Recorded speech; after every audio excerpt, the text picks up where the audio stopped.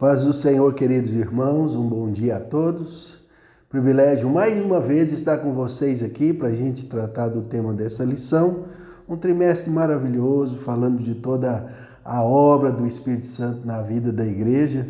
E estamos na lição 8, né? O tema da lição de hoje é capacitados para servir uns aos outros, através dos dons do Espírito. O texto básico que a gente tem de hoje é Romanos capítulo 12, do versículo 3 ao 7. Mas eu quero antecipar um pouquinho o texto aqui e pegar do versículo 1 de 12, do capítulo 12, para a gente seguir a ideia dos dons aqui apresentados e como eles nos capacitam a servir uns aos outros. Então vamos à leitura. Diz assim a Bíblia: Rogo-vos, pois, irmãos, pela compaixão de Deus, que apresenteis vossos corpos em sacrifício vivo, santo e agradável a Deus, que é o vosso culto racional. E não vos conformeis com este mundo, mas transformai-vos pela renovação da vossa mente, para que experimenteis qual seja a boa, agradável e perfeita vontade de Deus. Porque pela graça que nos é dada, digo a cada um dentre vós, que não saiba mais do que convém saber, mas saiba com temperança, conforme a medida da fé que Deus repartiu a cada um. Porque assim como em um corpo temos muitos membros, e nem todos os membros têm a mesma operação, assim nós que somos muitos, somos membros do corpo de Cristo, mas individualmente somos membros uns dos outros. Do mesmo modo, tendo diferentes dons, segundo a graça que nos foi dada, se é profecia, seja ela segundo a medida da fé. Se é ministério, seja em ministrar. Se é ensinar, haja dedicação ao ensino. Ou que exorta, use este dom em exortar. E o que reparte, faça-o com liberalidade. E o que preside, com cuidado. E o que exercita misericórdia, com alegria. Amém? Esse texto que nós temos como base para a nossa meditação de hoje.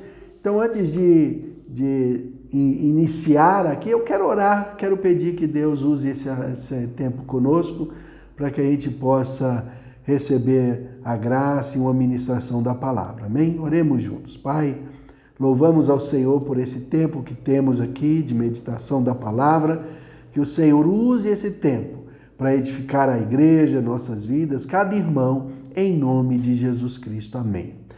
Então, irmãos, seguinte, temos aqui uma lista de dons apresentados por Paulo para servir a igreja.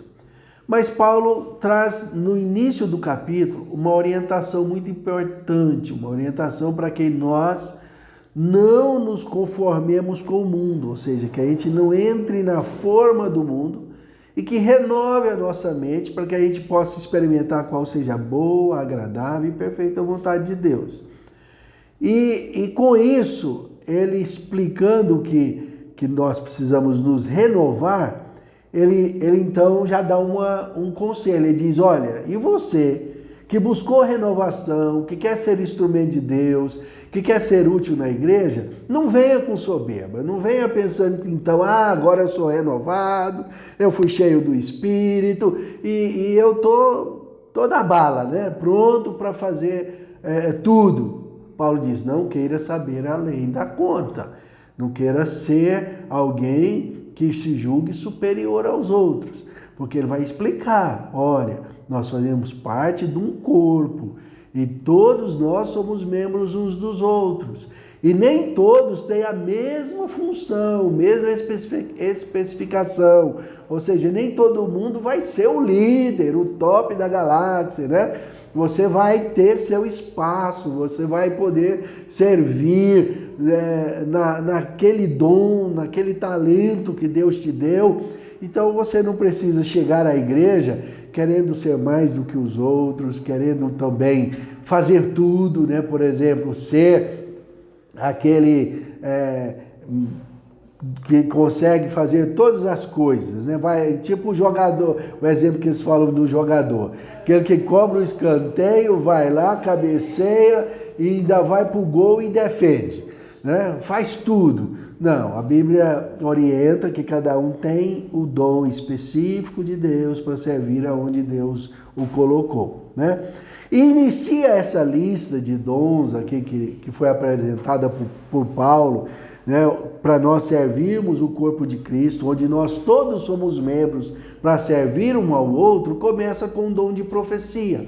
Ele diz, olha, aquele que profetiza seja segundo a medida da fé, ou seja, seja uma profecia inspirada pelo Espírito, com base na palavra, nada de sensacionalismo, permitindo que, se é Deus que está falando, que Ele fale mesmo, né? Então, no dom de profecia, nós temos duas maneiras que o Espírito Santo pode nos usar. Claro, com uma manifestação, um poder, uma inspiração que Ele nos outorga, uma palavra que Deus quer dizer, né? Uma orientação, uma edificação para a igreja, como também uma palavra profética extraída das Escrituras, onde a gente vai apresentar também uma direção, um consolo, uma edificação para aquele que necessita.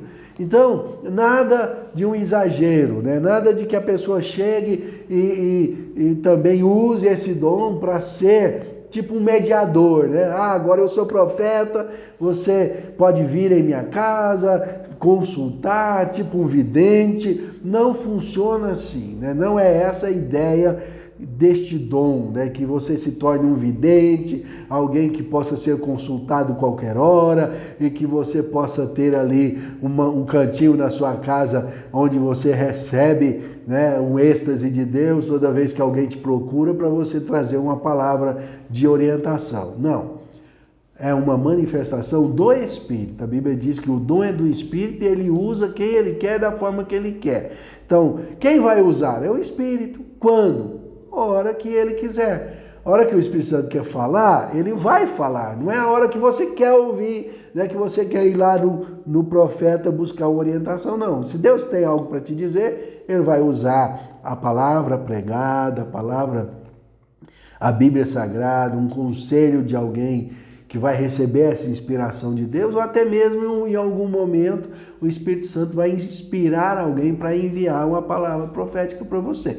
Mas a gente tem que entender que o Paulo começa a nos orientar aqui a respeito dos dons, orientando a gente a renovar a mente. Ele já começa a dizer, olha, cuidado com a euforia, cuidado com a questão de você achar que você já é um semideus, né? Então, isso é muito importante. Eu quero dar uma orientação que cabe a mim e a todos nós. É de extrema importância que o cristão entre na caixa da humildade, né? Nós não podemos entrar na caixa do mundo, né? No modelo do mundo, na forma do mundo, mas entrar na forma da humildade, da dependência de Deus, né? De entender aquilo que João falou, é necessário que eu diminua e ele cresça. Quem tem que aparecer é Cristo. Quem tem que ser divulgado é Cristo. E não o meu talento, o meu dom. Ah, eu sou profeta. Ah, eu sou administrador. Ah, eu sou um mestre, né? Não, tudo bem. Esse dom é real, é visível. Deus nos dá os dons.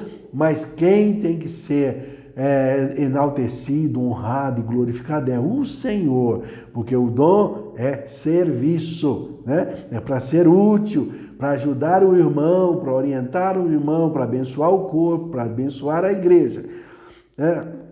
Seguindo a lista de dons, depois da profecia, ele fala do ministério, né? Que seja em ministrar. Essa palavra ministério está ligada à diaconia, né? Ao serviço de atender a igreja nas necessidades, nas demandas, tanto de um serviço pastoral, né? Uma diaconia pastoral, de apacentamento, como também de atendimento social, de atender os irmãos nas necessidades sociais também. E a diaconia, ela cabe tanto no servo diácono da igreja, como também nos ministros, nos pastores, né? Os evangelistas, pastores, continuam sendo diáconos, exercendo esse ministério de serviço para a igreja. Então é um dom de Deus, né? Nem todos vão atuar com ele, assim, com aquela finesse, né? Com esmero, a diaconia, porque vem de um dom, né?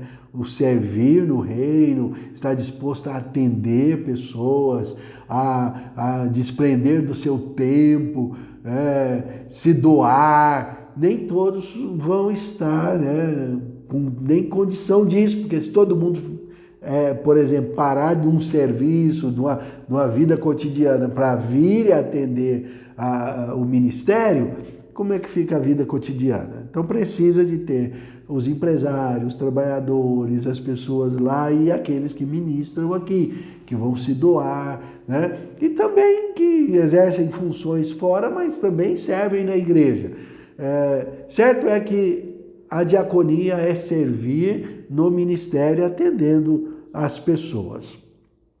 Após a diaconia, nós temos o dom do ensino. E a Bíblia diz que aquele que ensina, né, use este dom com dedicação. Dedique-se no ensino. Por que a Bíblia está orientando isso, né? Qual a razão de que o ensino tem que haver dedicação?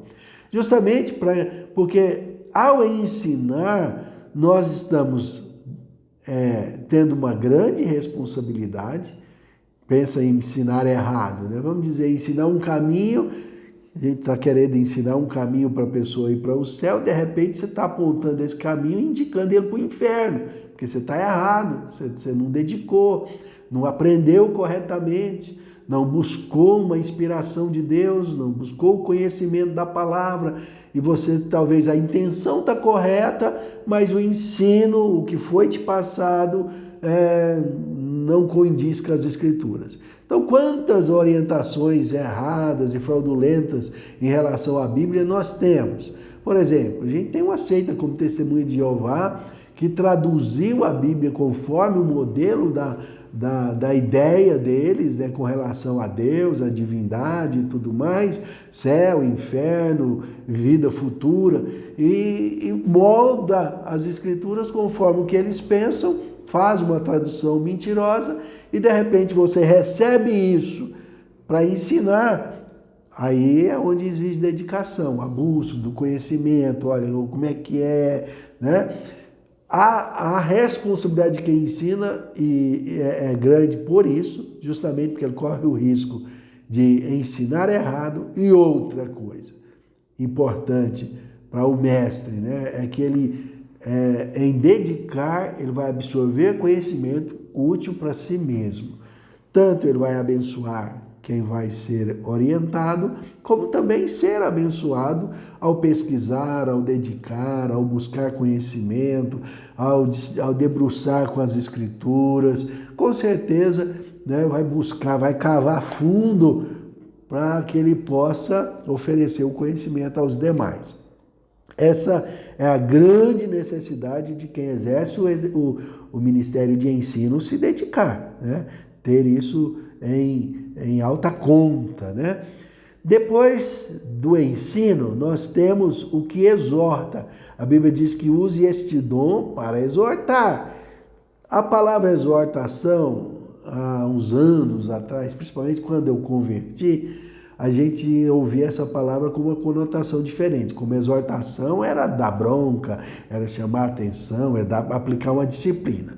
Mas, na verdade, o significado desta palavra é ânimo, né? Exortação é animar, estimular, ajudar, né? Pegar a pessoa que está precisando de um gás, né? Dar esse gás a ele. Então a Bíblia está dizendo, olha, você que exorta, você que é bom para ajudar alguém a se animar, você que tem um excelente testemunho de superação, de cura, de milagre, você que tem um excelente testemunho de vida transformada, né? Talvez antes alguém que estava preso em vícios, drogas e uma vida muito mundana, agora liberto por Cristo, você tem como pegar esse testemunho, como João escrevendo na carta, ele diz, aquilo que vimos e ouvimos e partilhamos com o Senhor, isso que nós estamos apresentando para vocês, você pode pegar seu exemplo de vida, de bênção, de motivação, né, e exortar o irmão, seu exemplo de fé, de ter passado por um problema difícil, por uma batalha, por uma luta que não foi fácil superar e você conseguiu superar, e você pode então pegar esse exemplo e levar para alguém que está necessitando. Então, se você tem dom de exortar, dom de animar alguém, você é motivado, você pode ajudar, ajude, irmão. Isso é muito bem-vindo. Glória a Deus, né? A Bíblia segue dizendo que aquele que reparte, faça com liberalidade. Então, depois de quem exorta, é o que reparte. Aquele que está cuidando, né, das doações da igreja, ou também da capelania, ou então ele mesmo tem esse dom, né, de ofertar, de ajudar, de repartir, Tem pessoas que conseguem do seu patrimônio mesmo repartir. E tem gente que tem o dom de repartir tão abençoado que ele consegue que outro doe para que ele pegue e distribua. Então, irmãos, imagine isso, né? O quanto Deus é bondoso, porque Ele capacita pessoas que conseguem agariar doações para que ele possa abençoar o outro. Ele mesmo talvez não tem muita condição, mas ele tem o dom de conseguir que outro ajude. Isso aí é fantástico. É onde a igreja consegue atuar de forma abrangente, né? Pregando o evangelho e abençoando vidas, cuidando dos necessitados, e isso é bíblico. A Bíblia diz que o verdadeiro evangelho, né? A pregação lá é cuidar dos órfãos e das viúvas nas suas necessidades. Né? Isso é uma boa obra, algo ligado ao evangelho. Então, se você tem esse dom de repartir, né, que Deus te deu essa condição de até angariar, conseguir que outras pessoas se mobilizem com você para que você ajude outro, irmão, use isso com amor. Tão importante, né? A Bíblia está dizendo aqui, olha, aquele que reparte, faça isso com liberalidade, ou seja, com vontade mesmo, com vontade de ajudar, né? Seguindo, o que preside, faça com cuidado. Gostei muito dessa orientação de Paulo aqui, ligada ao que preside, porque, na verdade, o que preside é aqueles que administram a igreja, no todo, né? As ações litúrgicas, as ações de obras de construção, né? Os prédios, preside isso tudo, preside as lideranças da igreja, e isso tem alguns viés aí perigosos, como a gana por poder, né? A pessoa que está presidindo, ele de repente é tentado a ser o poderoso chefão, né? Aquele que manda mesmo e quer sempre estar ali no trono. Ou até mesmo ele também detém do poder das finanças da igreja. Isso pode gerar o risco de se corromper e passar a pegar dos recursos que são da igreja para si próprio. Então, esse cuidado do que preside, a Bíblia está orientando, porque na verdade tem os riscos, né? Mas não quer dizer que ele não faça.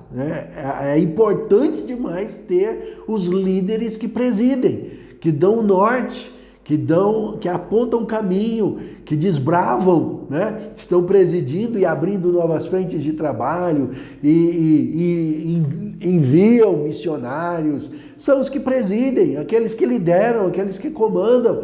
Então, mesmo que tenha que ter cuidado, mas que faça com vontade também, né? Que tenha prontidão em fazer. Finalizando, aqui a Bíblia está dizendo que aquele que exercita misericórdia, faça com alegria. Queridos, eu achei isso também muito interessante, porque o que exercita misericórdia, ele precisa mesmo de graça de Deus, porque ele vai lidar com as questões do sofrimento, né? Visitas àqueles doentes, aquelas pessoas que estão padecendo, né? Pessoas que necessitam de um cuidado, assim, talvez até presencial mesmo, né? Pessoas que talvez precisam de uma ajuda para tomar um banho, para se alimentar, né? Nem consegue alimentar, você mesmo tem que alimentar assim, esse tipo de cuidado, né? Que é o exercer misericórdia, visitar o enfermo, as pessoas com câncer, com doenças terminais, né? Várias doenças se tornam terminais, não é só câncer. Então, nós temos pessoas que atuam na misericórdia, que são dotados do dom de Deus para estar ali ajudando pessoas em momentos difíceis. E isto deve ser feito com alegria, né? Com a alma prazerosa, até para que você também não sofra, né? Não fique triste de ver o sofrimento do irmão.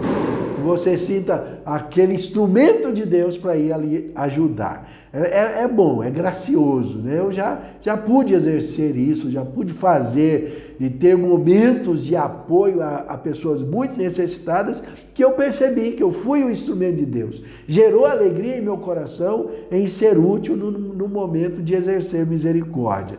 Então, queridos, toda essa lista dos dons que nós apresentamos aqui é para o serviço da igreja, é para que esse corpo, onde todos nós somos membros, funcione bem. E é onde ninguém também tem que querer ser mais do que o outro, né? Se o dom seu é este, você não precisa também ficar desejando o dom do outro lá e querendo minar alguém. Não, ocupe seu papel, seja instrumento de Deus, seja alguém abençoado pelo Senhor, porque a obra de Deus é algo maravilhoso quando a gente faz com alegria, com prazer, e a gente pode ver a gente possa ver, né, as vidas sendo transformadas. Amém? Deus te abençoe, uma semana que segue abençoada por Deus, e uma alegria ter estado com vocês aqui para falar dos dons de serviço, né, do reino aí para o bom andamento da obra. Deus abençoe a todos. Amém.